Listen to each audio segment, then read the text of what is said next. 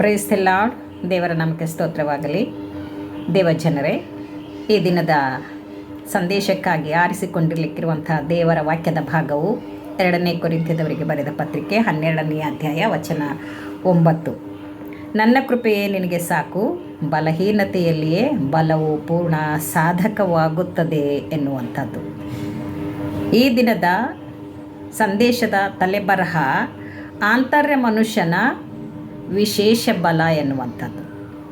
ಇಲ್ಲಿ ಈ ಓದಿದ ಒಂದು ಭಾಗದಲ್ಲಿ ನನ್ನ ಕೃಪೆಯೇ ನಿನಗೆ ಸಾಕು, ಬಲಹೀನತೆಯಲ್ಲಿಯೇ ಬಲವು ಪೂರ್ಣ ಸಾಧಕವಾಗುತ್ತದೆ ಎಂದು ಯೇಸು ಕ್ರಿಸ್ತನು ಪೌಲನಿಗೆ ಹೇಳಿರುವಂಥ ವಿಷಯವನ್ನು ನಾವು ನೋಡುತ್ತೇವೆ. ಪೌಲನು ಬಲಹೀನನಾದಾಗ, ಪೌಲನು ಕಾಯಿಲೆಯಲ್ಲಿದ್ದಾಗ, ತನ್ನ ಕಾಯಿಲೆಗೋಸ್ಕರ ದೇವರಲ್ಲಿ ಪ್ರಾರ್ಥಿಸಿದಾಗ ದೇವರು ಆತನಿಗೇನು ಹೇಳ್ತಾ ಇದ್ದಾರೆ, ನಿನಗೆ ಬೇರೆ ಏನೂ ಬೇಡ, ಕೇವಲ ನನ್ನ ಕೃಪೆ ಇದ್ದರೆ ಸಾಕು. ಆ ಕೃಪೆ ನಿನಗೆ ಯಾವಾಗಲೂ ಇರುತ್ತದೆ. ನಿನ್ನ ಬಲಹೀನತೆಯಲ್ಲಿ ಅದು ಕಾರ್ಯ ಸಾಧನೆ ಮಾಡುತ್ತದೆ, ಅದು ಕೆಲಸವನ್ನು ಮಾಡುತ್ತದೆ. ಅದಕ್ಕೆ ನೀನು ನಿನ್ನ ಆರೋಗ್ಯಕ್ಕಾಗಿ ಹೆಚ್ಚಿನ ತಲೆ ಕೆಡಿಸ್ಕೊಳ್ಬೇಡ ಎನ್ನುವಂಥ ವಿಷಯವನ್ನು ಇಲ್ಲಿ ಹೇಳುವಂಥದ್ದನ್ನು ನಾವು ನೋಡ್ತಾ ಇದ್ದೇವೆ. ಇಲ್ಲಿ ನನ್ನ ನಿರ್ಬಲಾವಸ್ಥೆಗಳಲ್ಲಿಯೇ ಹೊರತು ಬೇರೆ ಹೆಚ್ಚಳ ಪಡುವುದಿಲ್ಲ ಅಂತ ಕೂಡ ಪೌಲ ಹೇಳ್ತಾ ಇದ್ದಾನೆ. ನಮಗೆ ಬಲಹೀನರಾದಾಗ ಭಯಂಕರವಾಗಿ ನಾವು ವ್ಯಸನ ಪಡ್ತೇವೆ. ಆತ್ಮೀಕ ಬಲಹೀನತೆ ಇರಬಹುದು, ದೈಹಿಕ ಬಲಹೀನತೆ ಇರಬಹುದು. ನಮಗೆ ಈ ಲೋಕದಲ್ಲಿ ಅನೇಕ ಬಲಹೀನತೆಗಳಿರಬಹುದು. ಉದ್ಯೋಗವಿಲ್ಲದ ಇರುವಾಗ ನಾವು ಬಲಹೀನರಾಗುತ್ತೇವೆ. ಕೆಲಸ ಕಾರ್ಯಗಳು ಜಯ ಕೊಡದೇ ಇರುವಾಗ ನಾವು ಬಲಹೀನರಾಗುತ್ತೇವೆ. ನೋವು ಬಾಧೆಗಳು ಬಂದಾಗ ನಾವು ಬಲಹೀನರಾಗುತ್ತೇವೆ. ಈ ರೀತಿಯಾಗಿ ಬಲಹೀನರಾದಾಗ ನಾವು ದೇವರಲ್ಲಿ ಬೇಡಿಕೊಳ್ಳುವಂಥದ್ದು ದೇವರ ಬಲಕ್ಕಾಗಿ. ನಾವು ಆ ರೀತಿಯಾಗಿ ಬೇಡಿಕೊಳ್ಳುವಾಗ ದೇವರು ಅದನ್ನು ಒದಗಿಸಿಕೊಡುವಾತನಾಗಿದ್ದಾನೆ. ಇಲ್ಲಿ ಪೌಲನು ಅದೇ ರೀತಿಯಾಗಿ ಕೇಳ್ಕೊಳ್ತಾ ಇರುವಾಗ ದೇವರು ಆತನಿಗೆ ಅದನ್ನು ಕೊಡುವುದಕ್ಕೆ ಇಷ್ಟಪಡ್ತಾ ಇಲ್ಲ. ಏನು ಕೊಡೋದಕ್ಕೆ ಇಷ್ಟಪಡ್ತಾ ಇದ್ದಾರೆ? ಬಲ ಕೊಡೋದಕ್ಕೆ ಇಷ್ಟಪಡ್ತಾ ಇಲ್ಲ. ಆದರೆ ಏನು ಕೊಡೋದಕ್ಕೆ ಇಷ್ಟಪಡ್ತಾ ಇದ್ದಾರೆ? ಕೃಪೆ ಕೊಡೋದಕ್ಕೆ ಇಷ್ಟಪಡ್ತಾ ಇದ್ದಾರೆ. ದೇವರ ಕೃಪೆ ನಮ್ಮ ಮೇಲೆ ಇರುವುದಾದರೆ ಬಲಹೀನತೆಗಳೆಲ್ಲವೂ ಬಿಟ್ಟು ಓಡಿ ಹೋಗುವಂಥವುಗಳಾಗಿವೆ. ಆದರೆ ಕೃಪೆ ಇರುವಾಗ ಆತ್ಮೀಕವಾಗಿ ನಾವು ಬಲ ಹೊಂದುವವರಾಗಿದ್ದೇವೆ. ಇಲ್ಲಿ ನನ್ನ ಕೃಪೆ ನಿನಗೆ ಸಾಕು, ಈ ಬಲಹೀನತೆ ನಿನಗಿರುವಂಥ ಬಲಹೀನತೆಯಲ್ಲಿ ಬಲವು ಎಲ್ಲ ಕೆಲಸ ಕಾರ್ಯಗಳನ್ನು ಸಾಧಿಸುವಂಥದ್ದಾಗಿದೆ ಎಂದು ದೇವರು ಯೇಸು ಕ್ರಿಸ್ತನು ಪೌಲನಿಗೆ ಹೇಳುವಂಥ ವಿಷಯವನ್ನು ನಾವು ನೋಡುವವರಾಗಿದ್ದೇವೆ. ಅದೇ ರೀತಿಯಾಗಿ ಫಿಲಿಪ್ಪಿದವರಿಗೆ ಬರೆದ ಪತ್ರಿಕೆ 4ನೇ ಅಧ್ಯಾಯ 13ನೇ ವಚನದಲ್ಲಿ ಈ ರೀತಿಯಾಗಿ ಹೇಳುತ್ತದೆ, ನನ್ನನ್ನು ಬಲಪಡಿಸುವ ಆತನಲ್ಲಿದ್ದುಕೊಂಡು ಎಲ್ಲಕ್ಕೂ ಶಕ್ತನಾಗಿದ್ದೇನೆ ಎನ್ನುವಂಥದ್ದು. ನಮಗೆ ಬಲಪಡಿಸೋರು ಯಾರಿದ್ದಾರೆ? ದೇವರ ಆತ್ಮನು ನಮ್ಮನ್ನು ಬಲಪಡಿಸುವಾತನಾಗಿದ್ದಾನೆ. ದೇವರು ನಮ್ಮನ್ನು ಬಲಪಡಿಸುವಾತನಾಗಿದ್ದಾನೆ. ಬಲಹೀನತೆಯಲ್ಲಿದ್ದಾಗ, ಕಣ್ಣೀರಿನಲ್ಲಿದ್ದಾಗ, ದುಃಖದಲ್ಲಿದ್ದಾಗ, ನೋವಿನಲ್ಲಿದ್ದಾಗ, ಬಡತನದಲ್ಲಿದ್ದಾಗ, ನಿರುದ್ಯೋಗದಲ್ಲಿದ್ದಾಗ, ನಾವು ಅನೇಕ ಸಮಸ್ಯೆಗಳಲ್ಲಿ ಸಿಲುಕಿಕೊಂಡಾಗ ದೇವರು ನಮ್ಮನ್ನು ಬಲಪಡಿಸುವಾತನಾಗಿದ್ದಾನೆ. ಆತ್ಮೀಕವಾದ ಬಲವನ್ನು ನಮಗೆ ಕೊಡುವಾತನಾಗಿದ್ದಾನೆ. ದೇವರ ಆತ್ಮನ ಬಲವು ನಮಗೆ ಸಿಗುವಂಥದ್ದಾಗಿದೆ.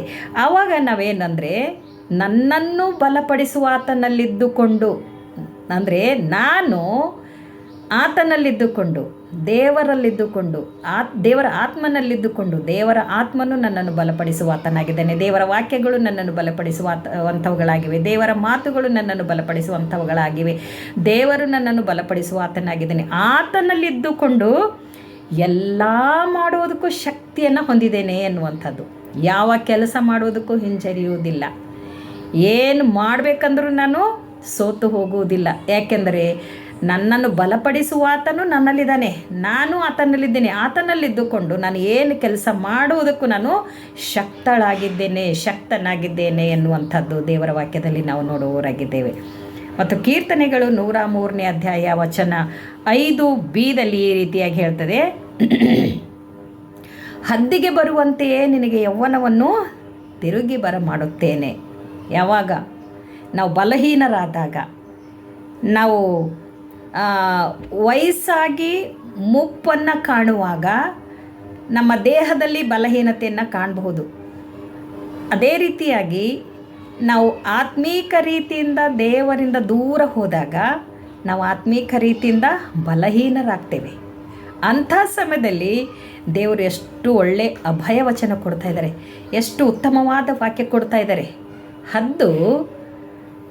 ಹದ್ದಿಗೆ ಬರುವಂತೆ, ಹದ್ದು ವರ್ಷಕ್ಕೊಂದವರ್ತಿ ಎತ್ತರವಾದ ಪ್ರದೇಶಕ್ಕೆ ಹೋಗಿ ಒಂದು ಕಲ್ಲು ಬಂಡೆಯ ಮೇಲೆ, ಪರ್ವತದ ಮೇಲೆ ತನ್ನ ಮೈಯನ್ನು ತಿಕ್ಕಿ ತನ್ನ ದೇಹದ ಮೇಲಿರಲಿಕ್ಕಿರುವಂಥ ಎಲ್ಲ ರೆಕ್ಕೆ ಪುಕ್ಕಗಳನ್ನು ತಿಕ್ಕಿ ತೆಗೆದು ಬಿಡುವಂಥದ್ದಾಗಿದೆ.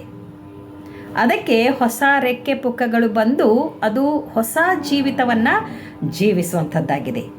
ಅದಕ್ಕೆ ಇಲ್ಲಿ ದೇವರೇನು ಹೇಳ್ತಾ ಇದ್ದಾರೆ, ನಿನಗೆ ಹದ್ದಿಗೆ ಬರುವಂತೆ ಯೌವನವನ್ನು ತಿರುಗಿ ಬರಮಾಡ್ತೇನೆ ಎಂದು. ಆತ್ಮೀಕವಾಗಿ ದೇವರು ನಮಗೆ ಯೌವನವನ್ನು ಬರಮಾಡುವಾತನಾಗಿದ್ದಾನೆ. ದೈಹಿಕವಾಗಿಯೂ ಕೂಡ ನಮಗೆ ದೇವರು ಒಳ್ಳೆಯ ಆರೋಗ್ಯ ಕೊಟ್ಟು ನಮಗೆ ಬಲ ಶಕ್ತಿಯನ್ನು ಯೌವನವನ್ನು ಕೊಡುವಾತನಾಗಿದ್ದಾನೆ ಎನ್ನುವಂಥದ್ದು ದೇವರ ವಾಕ್ಯದಲ್ಲಿ ನಾವು ನೋಡುವವರಾಗಿದ್ದೇವೆ. ಯಾಕೆಂದರೆ ನಾವು ಹದ್ದಿನಂತೆ ನಾವು ಯೌವನವನ್ನು ಕಾಣುವವರಾಗಿರಬೇಕು, ಹೊಸ ಹೊಸ ಬಲವನ್ನು ಹೊಂದುವವರಾಗಿರಬೇಕು, ಹೊಸ ಹೊಸ ಆಶೀರ್ವಾದಗಳನ್ನು ಹೊಂದುವವರಾಗಿರಬೇಕು. ದೇವರ ವಾಕ್ಯಗಳನ್ನು ಓದುತ್ತಾ ಧ್ಯಾನಿಸುತ್ತಾ ಪ್ರಾರ್ಥಿಸುತ್ತಾ ಕೇಳುತ್ತಾ ಇರುವಾಗ ನಾವು ಹೊಸ ಹೊಸ ಬಲಗಳನ್ನು ಹೊಂದುವವರಾಗಿರುತ್ತೇವೆ, ಹೊಸ ಹೊಸ ಆಶೀರ್ವಾದಗಳನ್ನು ಹೊಂದುವವರಾಗಿರುತ್ತೇವೆ.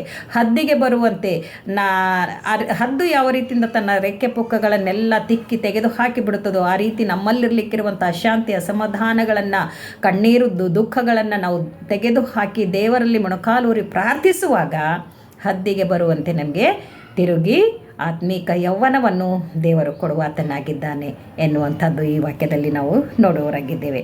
ಅದೇ ರೀತಿಯಾಗಿ ನಾವು ನೋಡ್ತೇವೆ 1 ತಿಮೋಥಿ 1ನೇ ಅಧ್ಯಾಯ 12ನೇ ವಚನದಲ್ಲಿ ಈ ರೀತಿಯಾಗಿ ನಾವು ನೋಡ್ತೇವೆ, ಈ ಸುವಾರ್ತೆಯ ಸೇವೆಯು ನನಗೆ ಕೊಡಲ್ಪಟ್ಟಿತ್ತು, ನನಗೆ ಬಲವನ್ನು ದಯಪಾಲಿಸಿದವನು ನಮ್ಮ ಕರ್ತನಾದ ಯೇಸು ಕ್ರಿಸ್ತನೇ. ನೋಡ್ರಿ, ಯಾವ ಸುವಾರ್ತೆ?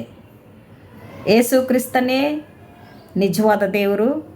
ಆತನು ಸತ್ತು ಹೂಣಲ್ಪಟ್ಟು ತಿರುಗಿ ಎದ್ದಿದ್ದಾನೆ ಎಂದು ಲೋಕಕ್ಕೆಲ್ಲ ಸಾರಿ ಹೇಳುವಂಥದ್ದೇ ಸುವಾರ್ತೆಯಾಗಿದೆ.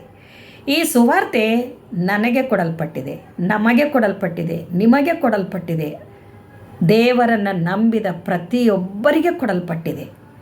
ಅದು ನನ್ನ ಕೆಲಸ ಅಲ್ಲ, ನಿನ್ನ ಕೆಲಸ ಅಲ್ಲ, ಬರೀ ಪಾಸ್ಟ್ಗಳ ಕೆಲಸ, DS ಗಳ ಕೆಲಸ, ಬಿಷಪ್ಗಳ ಕೆಲಸ, ಸೇವಕರ ಕೆಲಸ, ಭಕ್ತರ ಕೆಲಸ ಅಲ್ಲವೇ ಅಲ್ಲ. ದೇವರನ್ನು ನಂಬಿದ ಪ್ರತಿಯೊಬ್ಬೊಬ್ಬರ ಕರ್ತವ್ಯವಾಗಿದೆ. ಏನು? ಸುವಾರ್ತೆಯನ್ನು ಸಾರುವಂಥದ್ದು. ಇಲ್ಲಿ ಅದೇ ಹೇಳ್ತಾ ಇದೆ, ಈ ಸುವಾರ್ತೆ ಸೇವೆಯು ನನಗೆ ಕೊಡಲ್ಪಟ್ಟಿದೆ ಮತ್ತು ನನಗೆ ಬಲವನ್ನು ದಯಪಾಲಿಸಿದವನು ನಮ್ಮ ಕರ್ತನಾದ ಯೇಸು ಕ್ರಿಸ್ತನೇ. ಸುವಾರ್ತೆ ಸಾರುವುದಕ್ಕೆ, ದೇವರ ವಾಕ್ಯಗಳನ್ನು ಹಂಚುವುದಕ್ಕೆ, ಇತರರಿಗೆ ನರಕಕ್ಕೆ ಹೋಗುವಂಥ ಜನರನ್ನು ಪರಲೋಕಕ್ಕೆ ನಿತ್ಯ ಜೀವಕ್ಕೆ ತೆಗೆದುಕೊಂಡು ಬರುವುದಕ್ಕೆ, ಮತ್ತು ಬಹಳವಾಗಿರಲಿಕ್ಕಿರುವಂಥ ಹೇರಳವಾಗಿರಲಿಕ್ಕಿರುವಂಥ ಬೆಳೆಯು ಅದರ ರಾಶಿ ಮಾಡುವುದಕ್ಕೆ ದೇವರು ನಮ್ಮನ್ನು ನಿಮ್ಮನ್ನು ಆರಿಸಿಕೊಂಡಿದ್ದಾನೆ. ಅದಕ್ಕೋಸ್ಕರ ಆತನು ತನ್ನ ಆತ್ಮನ ಬಲವನ್ನು ಕೊಡುವಾತನಾಗಿದ್ದಾನೆ. ತನ್ನ ಬಲವಾದ ಆತ್ಮನು ನಮ್ಮಲ್ಲಿಟ್ಟು ನಮಗೆ ಬಲ ಕೊಟ್ಟು ಆ ಬಲದ ಮೂಲಕವಾಗಿಯೇ ನಾವು ಸುವಾರ್ತೆ ಸಾರುವುದಕ್ಕೆ ದೇವರು ಸಹಾಯ ಮಾಡುವಾತನಾಗಿದ್ದಾನೆ ಎನ್ನುವಂಥದ್ದನ್ನು ನಾವು ನೋಡುವವರಾಗಿದ್ದೇವೆ. ಮತ್ತು 13ನೇ ಅದೇ ಕೆಳಗಡೆ ಬಂದು, ತನ್ನ ಸೇವೆಗೆ ನೇಮಿಸಿಕೊಂಡುದಕ್ಕಾಗಿ ನಾನು ಆತನಿಗೆ ಸ್ತೋತ್ರ ಸಲ್ಲಿಸುತ್ತೇನೆ. ನಾನು ಅವಿಶ್ವಾಸಿಯಾಗಿ ತಿಳಿಯದ ಹಾಗೆ ಮಾಡಿದ್ದರಿಂದ ನನ್ನ ಮೇಲೆ ಕರುಣೆಯುಂಟಾಯಿತು. ತನ್ನ ಸೇವೆಗೆ ನೇಮಿಸಿಕೊಂಡಿದ್ದಾನೆ. ಯಾರನ್ನು ತನ್ನ ಸೇವೆಗೆ ನೇಮಿಸಿಕೊಂಡಿದ್ದಾನೆ? ಯೇಸು ಕ್ರಿಸ್ತನನ್ನು ನಂಬಿದವರಿಗೆ ತನ್ನ ಸೇವೆಗೆ ನೇಮಿಸಿಕೊಂಡಿದ್ದಾನೆ. ತನ್ನ ಸುವಾರ್ತೆ ಸಾರುವುದಕ್ಕೆ ನೇಮಿಸಿಕೊಂಡಿದ್ದಾನೆ. ತನ್ನ ಸತ್ಯವೇದದಲ್ಲಿ ಬೈಬಲ್ನಲ್ಲಿರಲಿಕ್ಕಿರುವಂಥ ವಿಷಯಗಳನ್ನು ಇತರರಿಗೆ ಹೇಳುವುದಕ್ಕೆ ನೇಮಿಸಿಕೊಂಡಿದ್ದಾನೆ. ಇದರಲ್ಲಿ ಶಿಕ್ಷಕರಾಗುವುದಕ್ಕೆ ನೇಮಿಸಿಕೊಂಡಿದ್ದಾನೆ. ಇದರಲ್ಲಿ ಪ್ರವಾದಿಗಳಾಗುವುದಕ್ಕೆ ನೇಮಿಸಿಕೊಂಡಿದ್ದಾನೆ. ಇದರಲ್ಲಿ ಪ್ರಸಂಗಿಗಳಾಗುವುದಕ್ಕೆ ನೇಮಿಸಿಕೊಂಡಿದ್ದಾನೆ ದೇವರು. ಈ ನೇಮಿಸಿಕೊಂಡಿರುವಂಥ ಕೆಲಸ ಮಾಡುವುದಕ್ಕೋಸ್ಕರ ದೇವರು ನನಗೆ ಬಲವನ್ನು ಕೊಡುವಾತನಾಗಿದ್ದಾನೆ.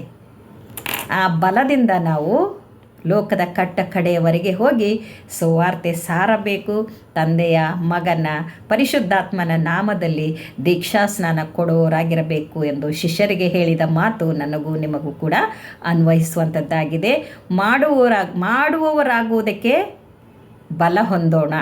ನೆಕ್ಸ್ಟ್ ಇನ್ನೊಂದು ಏನಿದೆ ಅಂತಂದರೆ, ಕೊಲೋಸೆಯವರಿಗೆ ಬರೆದ ಪತ್ರಿಕೆ 1ನೇ ಅಧ್ಯಾಯ 11ನೇ ವಚನದಲ್ಲಿ ಈ ರೀತಿಯಾಗಿ ಹೇಳ್ತದೆ, ಆತನ ಮಹಿಮಾಶಕ್ತಿಯ ಪ್ರಕಾರ ಪರಿಪೂರ್ಣ ಬಲ ಹೊಂದಿ ಬಲಿಷ್ಠರಾಗಿ ಆನಂದಪೂರ್ವಕವಾದ ತಾಳ್ಮೆಯನ್ನು ದೀರ್ಘಶಾಂತಿಯನ್ನು ಯಾವಾಗಲೂ ತೋರಿಸೋರಾಗಿರಬೇಕಂತ ಹೇಳ್ತಾ ಇದೆ ಇಲ್ಲಿ. ಮಹಿಮಾಶಕ್ತಿ, ದೇವರ ಶಕ್ತಿ, ದೇವರ ಮಹಿಮೆಯುಳ್ಳ ಶಕ್ತಿ, ದೇವರಲ್ಲಿರಲಿಕ್ಕಿರುವಂಥ ಮಹಿಮೆಯುಳ್ಳ ಶಕ್ತಿ ನನ್ನಲ್ಲಿ ಇಳಿದು ಬರುವಂಥದ್ದಾಗಿದೆ. ದೇವರಲ್ಲಿರುವಂಥ ಬಲ ನನ್ನಲ್ಲಿ ಇಳಿದು ಬರುವಂಥದ್ದಾಗಿದೆ.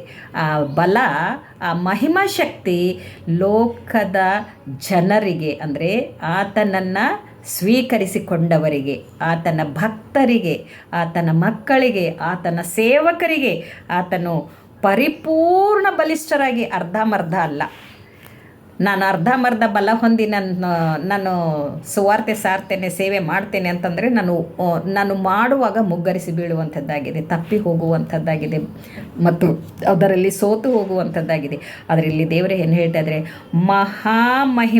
ಮಹಿಮೆಯುಳ್ಳ ಬಲ, ಮಹಿಮಾಶಕ್ತಿಯ ಬಲ ಪರಿಪೂರ್ಣವಾಗಿ ನಿಮಗೆ ಕೊಡುತ್ತೇನೆ.